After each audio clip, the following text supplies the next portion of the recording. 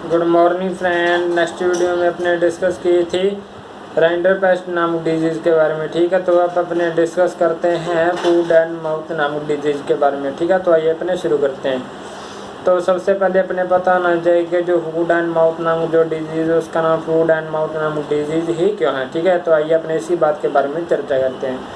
तो जो एनिमल होता है उसके जो खुर होंगे उसके मध्य में मेम्ब्रेन में क्या हो जाएगा, छाले बनना शुरू हो जाते हैं। तो जब एनिमल चरने के लिए जाता है तो वो छाले फूटने लगते हैं। ठीक है, तो जब उस स्थान में जहाँ पर छाले बने हो वो फूट जाते हैं और उस स्थान पर दर्द होने लगता है तो पशु उस स्थान को जीभ से चाटता है और जब जीभ से चाटता है तो मुंह में भी छाले बनना आरंभ हो जाते हैं। ठीक है, इस कारण इस डिजीज़ को फूड एंड माउथ नामक डिजीज़ के नाम से भी जाना जाता है। ठीक है, और जो ये डिजीज़ है वो ज़्यादा मात्रा में फैलने वाला डिजीज़ है। ठीक है, और भयंकर है जो डिजीज़ है। ठीक है, तो जो ये डिजीज़ है वो वायरस के द्वारा फैलता है और बहुत ही भयानक और संक्रामक डिजीज़ है। ठीक है, और इससे क्या होता है कि मृत्यु दर तो कम होती है लेकिन जो इकोनॉमिक लॉस होता है वो ज़्यादा होता है। किसको? पशुपालक को। ठीक है, अब बात करते हैं इसके प्रभावित अंग के बारे में। ठीक है, तो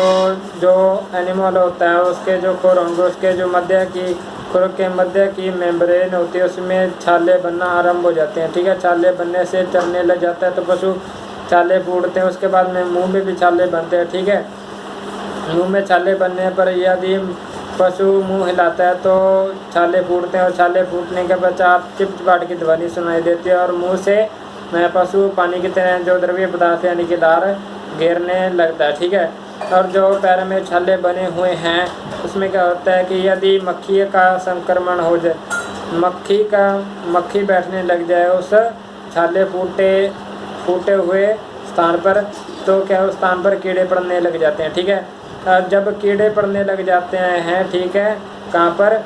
जिस स्थान पर छाले बनकर फूटे हैं उस स्थान पर, तो क्या है वो अवस्था है जो वो इस डिजीज़ की गंभीर अवस्था मानी जाती है। ठीक है, अब बात करते हैं संक्रमण फैलने के तरीके के बारे में। तो संक्रमण किस प्रकार से फैलता है। ठीक है, तो जो डिजीज्ड एनिमल होता है उसके जो भी स्त्राव उसके द्वारा भी यह डिजीज़ फैलता है। ठीक है, और कह सकते हैं दूषित दाना पानी हरे चारे के द्वारा भी यह डिजीज़ फैलता है और दूषित मिट्टी के द्वारा भी यह डिजीज़ फैलता है। ठीक है, हवा के द्वारा भी यह डिजीज़ फैलता है।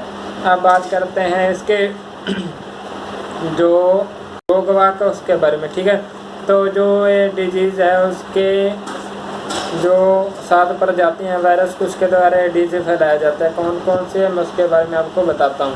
ठीक है, तो फर्स्ट है कि AOC set 1 set 2 set 3 Asia set 1। ठीक है, इनके द्वारा ये वायरस की जो प्रजातियां हैं किसके वायरस की, जो फूड एंड माउथ नामक डिजीज़ है उसके वायरस की जो ये प्रजाति उनके द्वारा जो डिजीज़ फैलाया जाता है। ठीक है, अब बात करते हैं इस डिजीज़ के जो सिम्टम्स उसके बारे में। ठीक है, तो सिम्टम्स में क्या होता है कि पशु के जो पैर में खुर होते हैं, जिस स्थान पशु होता है जो उसके खुर होते हैं वहाँ पर छाले बनते हैं।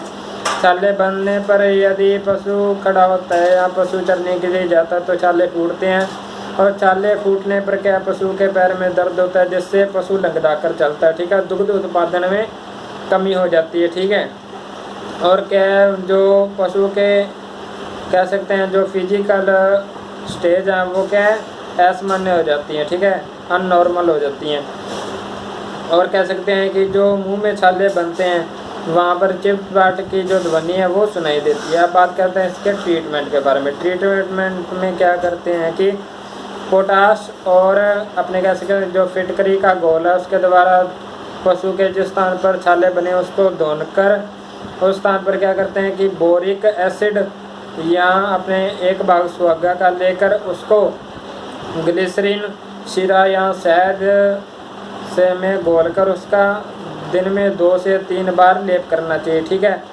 और जिस स्थान पर